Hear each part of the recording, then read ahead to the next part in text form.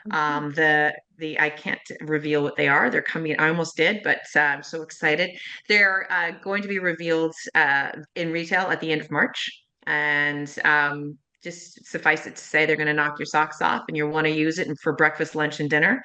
Okay, I'm going to be But watching the again, brand and following it. you I better, love, yeah, yeah. absolutely. Yeah. And it looks like Sprouts and Whole Foods are already on board. So they are very excited about this next new launch. So again, marketing to those, it's easier to market to those who already are open to it. To Mhm. change people's minds takes a lot of money. Yeah, but I think what you guys are doing right is the data-backed go to market.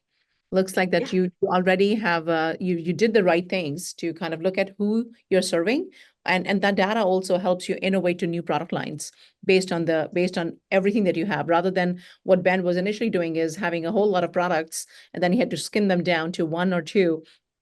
And now you're kind of reinventing it again, but still keeping at this crust of everything is the data points that you're getting and accumulating from your current consumers, and then going and saying, okay, this is where the market, maybe there's a demand for it, and this is what the market would have an appetite for the lack of better, because we're talking food and Yes, beverage. very well played. And so I think there's definitely merit, and congratulations on being so strategic about it, because most times when we are given a whole ocean to play, and as leaders happens to all of us, and I'm sure it has happened. Not this, it's not always every marketing campaign works. Sometimes there are learnings from every marketing campaign as well. But it looks like that you kind of synthesized all of this to bring the strategic thinking very narrow focused and still aligned with who you want to service with your purpose. So congrats on that. And I can't wait to see your new brand, your new product line in March 2025. So with all of this, there's definitely some challenges along the way, right? And overall in your career, have there been any challenges that you had to overcome as a leader besides getting your point across to the founders, the owners, and C-suite to say, this is not the right way to go? What other Oh challenges yeah. have you come across? And talk to me a little bit about that and how did you overcome them? Yeah, I think you can pick up. I get very excited over things, right? And I think one of my earliest challenges has resonated with me with every innovation that I've taken forth. And that was when I was at the Hershey Company. We were innovating with Target. So the wonderful opportunity to actually work with the Target innovation team, the buyer team, and say, Mhm. okay, guys, we've got this organic chocolate. Here are a whole bunch of flavors that with inclusions and concepts. What do you like most? And we went to their boardroom. We had, gosh, I think about 20 different samples of chocolate. And I was there with the head chocolate maker of Hershey. And Target had to choose three, and they narrowed it down to five, and we then whittled it down even further. And one of their chocolates that they loved was this dark chocolate with aronia berries and barberries and quinoa crisps, and it was like an 84% chocolate. I mean, basically you could eat it for breakfast, right? Like it was insanely delicious. So we brought it back, and the head chocolate maker and I were so excited, and I went to the labels. I created this design, and it was going to be really like the focal point of this new launch at Target, and they were on board with it, right? So as we're talking probably 8 weeks before No. I had to send to the distributor, it was very terrifying. I received this call from the lawyers at Hershey, and I didn't realize this was part of the process. And they had gone through the label check, and I said, "Thank you very much. That's great. Oh, they're beautiful labels, Susie. They just look wonderful." Now, with this one bar though, you have to put a disclaimer on it. I said, "Okay, what's the disclaimer?" May cause spontaneous abortion in pregnant women. I said, "Wait, what?" And they explained to me that aronia berries and barberries in excess will cause, it's such a high antioxidant that if you're pregnant, and to this day, I don't know how much you have to eat in order for this to happen, but it could happen. And they said, we don't want to be responsible for any miscarriages. And I said, obviously not. So I went back to Target and I said, look, here's the challenge, told them. And they said, oh dear, well, we can't have that, can we? And I said, no, we can't. Oh, So we ended up stripping all of the berries out of the bar. And then it was just kind of a basic dark chocolate and quinoa crisp bar, which was not very exciting. So we stripped the quinoa crisps out of it. And then it was just a really great dark chocolate bar.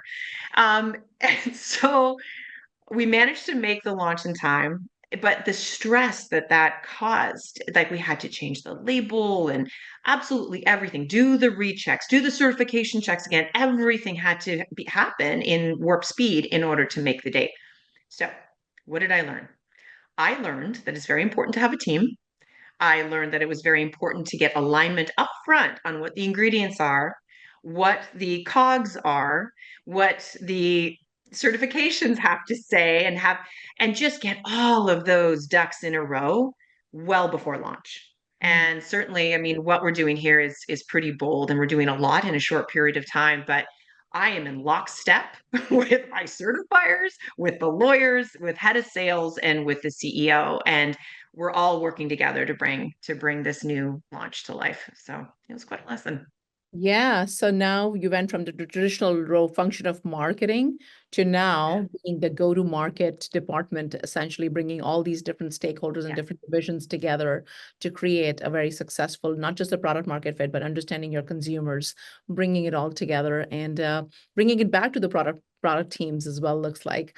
So fantastic. So this is where my big question is for you to, what do you think is the most underutilized go-to-market strategy and marketers can no longer overlook it? When you go to market, you obviously have an idea of who your fan base is, or who your base is, right? I challenge all marketers to literally immerse themselves in it. So, for example, if you're going to be launching at the college student set, go to a college, attend a few classes, talk to people, be in, like, actually be the person. Don't be the exec in the ivory tower, right?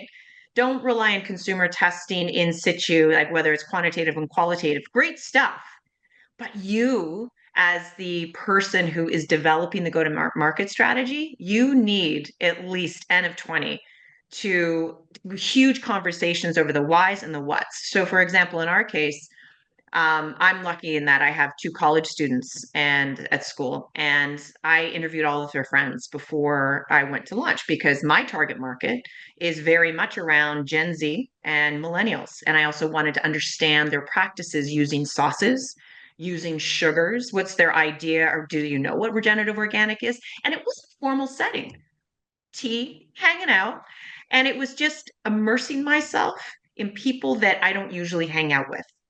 It's getting out of your own sort of head and intellectualizing it too much, and actually getting into immersing yourself into the group that would be using your product the most. Every marketer talks about ICP, building your ideal customer profile, but it's more than just sitting in a boardroom and having your Yeah. post-it notes and your Miro boards.